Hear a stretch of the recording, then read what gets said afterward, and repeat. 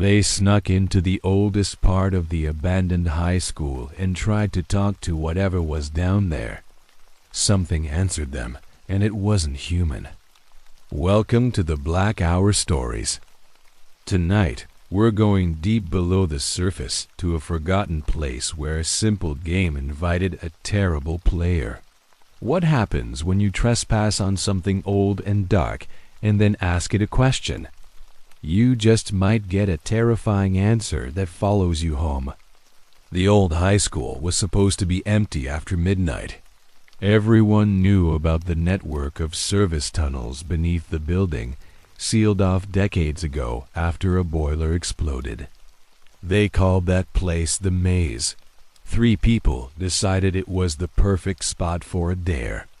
They figured if they could sneak past the busted fence and find the old loading dock entrance, they could prove they weren't afraid of ghosts. They found the door easily, tucked behind piles of rotten wooden pallets. It was thick steel, smelling faintly of rust and sewage. The lock was old and brittle, easy to snap with a heavy pry-bar. Once they slipped inside, the air immediately changed. It was dead silent, heavy, and thick with the smell of wet concrete and old mold. The only light came from their cheap flashlights, which cut weak, shaky beams through the blackness. The group went down a flight of slick, uneven steps into the main sublevel. This was the place where the original massive boiler used to sit, a huge room with concrete pillars and a ceiling laced with pipes. They gathered in the middle, and one person pulled out a book of urban legends. They had come to play the game they read about, the pipe summons. The rules were simple. They had to sit in the dark, turn off all the lights, and tap 3 times on the thickest, lowest pipe in the room. Then they would wait for the answer. The goal was to hear 3 taps back. If they heard 4, they were supposed to run, not walk, and never look back. They sat down, their hearts already pounding just from the silence. One person reached out, found the cold, rough surface of the largest pipe, and tapped it 3 times. Tap, tap, tap. The sound echoed through the concrete space, bouncing off the walls and dying slowly. They sat there for what felt like 10 long minutes. Then, from somewhere deep in the tunnel network behind the boiler, they heard the answering sound. It was 3 slow, heavy thuds. They weren't the clean, metallic taps they made. This was duller, deeper, sounding like something huge and soft hitting thick metal. Thud, thud, thud. A chilling cold immediately swept through the room, much colder than the damp basement air already was. It hit them like a wet, icy blanket. One person whispered that they had heard the answer and it was time to leave. But another person, the one holding the book, said they had to ask another question. The rules said they could ask one more. They asked, "Are you alone?" Instead of 3 thuds, the air filled with a noise they couldn't place. It wasn't metal hitting metal. It was a high, thin scraping sound, like claws being dragged across dry, rough concrete. The sound came from every direction at once, echoing and multiplying. This time, the group didn't wait. They fumbled for their flashlights, but only 2 came on. The third person's light sputtered and died, leaving them blind and panicking in the dark. They ran for the stairs, climbing the wet steps as fast as they could. As they reached the top landing, about to burst out into the main high school hallway, they heard a tremendous, sickening boom. The heavy steel door they had pried open earlier had slammed shut, locking them back into the basement. The lock, which had been broken, was somehow snapped back into place. They heard the distinctive click of the tumbler turning. They were trapped. One person threw their entire weight against the steel door, screaming. They could hear the scraping sound getting closer now, definitely coming up the stairs behind them, fast. It was accompanied by a sound like deep, dry laughter, not human laughter, but a rattling, hollow noise that seemed to vibrate inside their bones. The group spotted a small square maintenance hatch low on the wall, used for running cable, barely big enough for one person to crawl through. They shoved the hatch open and started scrambling through the dusty, narrow passage, tasting dirt and mold as they went. The second person made it through, pulling the third person after them. The last person was halfway out when they let out a sharp cry of pain. The person who had been struggling felt a terrible burning sensation rake across the skin just above their ankle. It felt like 3 long, sharp blades had scraped them. They kicked out, scrambling hard, and finally tumbled out onto the hallway floor. They ran until they were far away, never looking back. They eventually found a side window they could squeeze through and escape the building.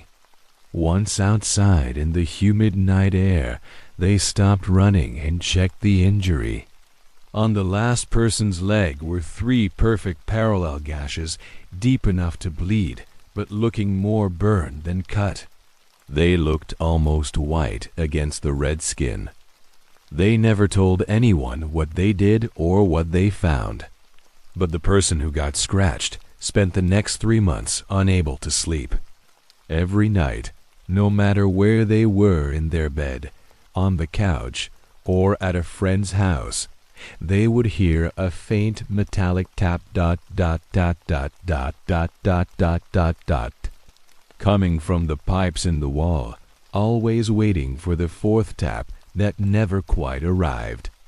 The things we invite into our world sometimes don't want to leave, and they don't follow the rules we set for them. Now, you know why some places are sealed off and left to the dark. The game is never over for the things that live there. Tell us where you're listening from in the comments. And if you enjoyed this glimpse into the Black Hour, please like and subscribe for more terrifying true accounts. They were thousands of miles from land when the radio operator picked up a voice. It was a man pleading for help, calling from a ship that sank 50 years before. Welcome back to the Black Hour Stories. When you are far out at sea, surrounded by nothing but water and sky, the world can feel clean and new. But the ocean is the deepest graveyard on Earth.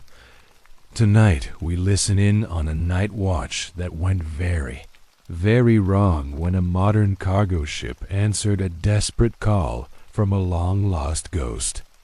A large container ship, the Pacific Voyager, was 3 days into a routine crossing of the North Atlantic. The work was boring, the horizon was always the same, and the biggest worry was usually the quality of the coffee.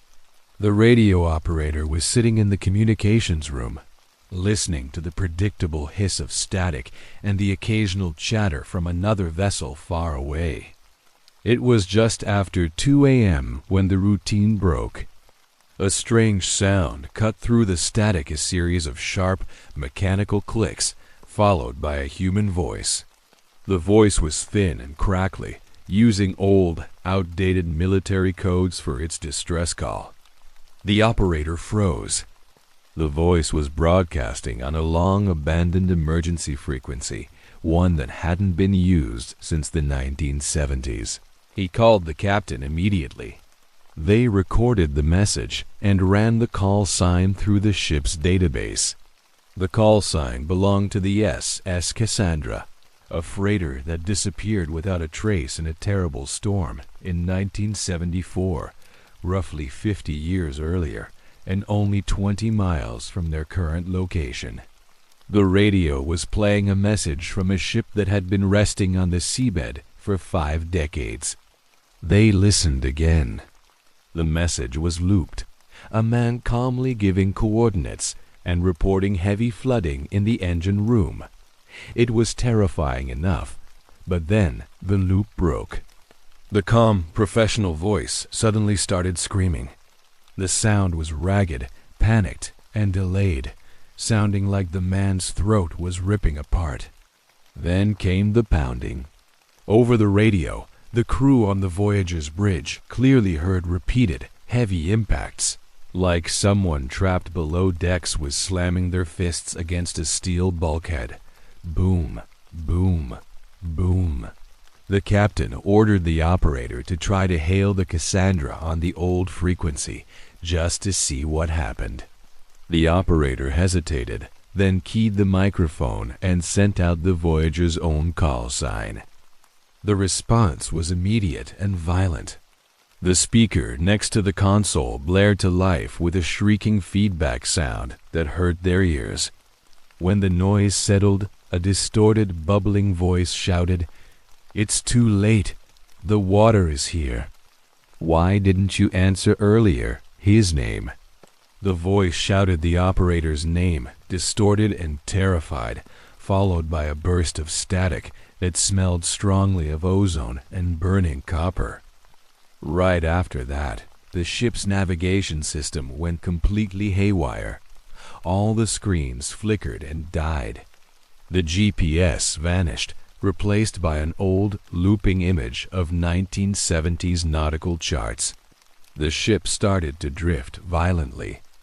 A thick, blinding fog rolled in around the Voyager, smelling strongly of salt and old, rusted iron. The sea, which moments ago had been chopping, became unnaturally flat and still, like black glass. The air temperature dropped 10 degrees in seconds, making their breath fog in the pilot house. The rudder locked up, driving the Voyager on a set course, straight toward the recorded sinking coordinates of the Cassandra. The captain and the operator looked out into the dense fog, trying to pierce the gloom. And then they saw it. Moving silently, close enough to brush, was a huge, ghostly shadow of an old freighter. It was the Cassandra. Its hull was rusted red, with large, black holes where the portholes should be, and water streamed perpetually down the sides. It listed badly to port, and they could make out the faint, waving shadows of figures on the deck, standing stock still. The radio screamed to life one last time, louder than before, overloading the speakers. It played the sound of catastrophic failure, the screech of grinding metal, the violent, rushing sound of thousands of tons of water flooding an engine room, and the terrible, wet sound of a ship breaking in half. It was the sound of the Cassandra dying, happening right next to them 50 years later. As the ghostly shadow of the old freighter passed them, the Voyager gave a sickening, terrible shudder that threw the crew to the deck.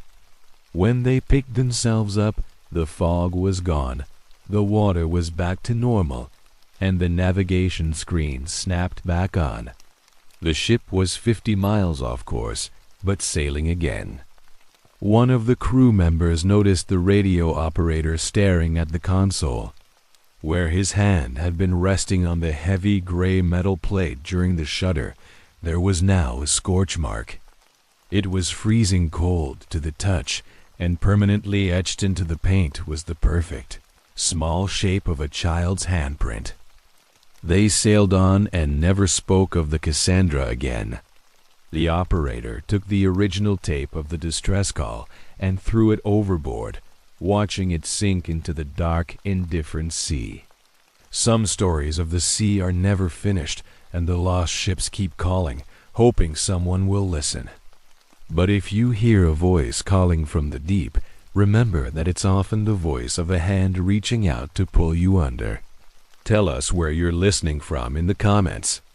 And if you're looking for more accounts of things that won't stay dead, be sure to like and subscribe to the Black Hour Stories. The phone of a person who died months ago sent a photo. But the real terror was realizing the picture was taken from inside their house just minutes before the notification arrived. Welcome back to the Black Hour Stories. Sometimes we keep the things that belong to the people we lost, hoping to hold onto a piece of them. But what happens when that object isn't just a memory, but a bridge for something else? Tonight, we learn that when a ghost gets modern technology, nowhere is safe. Months after his brother died in a car accident, one person decided to keep the phone. They couldn't bring themselves to turn it off, so they kept it charged and hidden in a sock drawer, a heavy rectangle of glass and aluminum that felt too cold and final. It was a simple connection to a world that was gone, and they liked the idea that his number was still active. One evening, they were sitting alone on the couch, watching a show and trying to relax. The house was quiet. Their own phone, resting on the cushion next to them, suddenly buzzed. It was a text message. They picked it up and saw the sender's name, their dead brother. A wave of intense, cold shock ran through them. The hair on their arms stood up. They stared at the text preview for a long time before finally opening it. The message contained only one thing, a photograph. The picture was dark, grainy, and slightly out of focus, looking like it had been taken quickly without turning on the flash, but they recognized it instantly. It was their own living room. They could see the edge of the large blue sofa, the dark wood of the coffee table, and the half-full mug of cold coffee they had left on the side table an hour ago. The shock gave way to total terror. They immediately checked the time stamp on the photograph. It read 11:58 p.m. They looked up at the clock on the cable box, 12:03 a.m. The photo had been taken 5 minutes ago, while they were sitting right there. They jumped up, feeling like an electric current had run through their chair. They ran straight to the bedroom, throwing open the sock drawer and digging out the dead brother's phone. It was exactly where they had left it, tucked under a pile of shirts. It was stone cold to the touch, and the screen was totally dark. Frantically, they pressed the power button. The phone took a moment, then blinked to life. They immediately navigated to the camera roll. Right there, at the top of the list, was the dark, grainy picture of the living room, taken at 11:58 p.m. There was no explanation. No one else had a key to the house. The phone hadn't moved. The person standing in the room taking the picture 5 minutes ago should have been them, but they had been sitting on the couch. They looked closely at the photograph on the phone screen, trying to find anything that would make sense. As they zoomed in, they saw it. Behind the blue sofa, pressed close to the wall near the bookshelf, was a distortion in the darkness. It was a tall, unnaturally black outline. It had the general shape of a person standing upright, but it was too tall, stretching up near the ceiling, and it lacked any details. No clothes, no face, just a hungry-looking shadow. The person holding the phone suddenly felt the device in their hand begin to vibrate rapidly. It was an intense, unnatural buzzing that made their teeth ache. Then the phone started to get hot, intensely hot, burning their palm through their skin. They screamed and threw the phone onto the carpet. It hit the floor with a clatter. A thin wisp of acrid, burning smoke curled up from the battery compartment, and the glass screen cracked across the middle. While they stood frozen, staring at this smoking device, they heard a faint, distinct noise coming from the living room. It was the scraping sound of ceramic being dragged across wood, the sound of their coffee mug moving on the side table. They crept back to the living room entrance, peering around the corner. The room looked the same, except for the coffee mug. It was no longer sitting half on the coaster where they had left it. It was now placed perfectly in the center of the wooden table, as though someone had carefully lifted it and set it down. The temperature in the living room dropped instantly. It wasn't the cold of the draft, but the deep, bone-aching cold of a freezer. Then they heard the whisper. It was dry, rattling, and sounded too deep, like the voice was coming from inside a steel drum. It was right next to their ear, but completely silent to the room. It only whispered one single word, "Look." They turned their heads slowly and looked at the exact spot where the tall, black outline had been standing in the photograph. It was there now, taller than the ceiling, a moving shadow that drank the light from the room. It didn't move or breathe. It just stood, its head tilted slightly, staring at them from the overwhelming darkness of its own form. They didn't scream this time. They just dropped their own phone, turned, and ran out of the house. They drove away without stopping, leaving the door wide open and the dead brother's smoking phone on the carpet, knowing that whatever entity was in the room was now fully awake and had their address. When a lost thing sends a message, it's not the person you are talking to, it's what came with them. Technology doesn't stop the things that hunt us. It just gives them a faster way to find the door. Tell us where you're listening from in the comments. And if you enjoyed this session of stories, please like and subscribe to the Black Hour Stories for more unsettling accounts of the supernatural.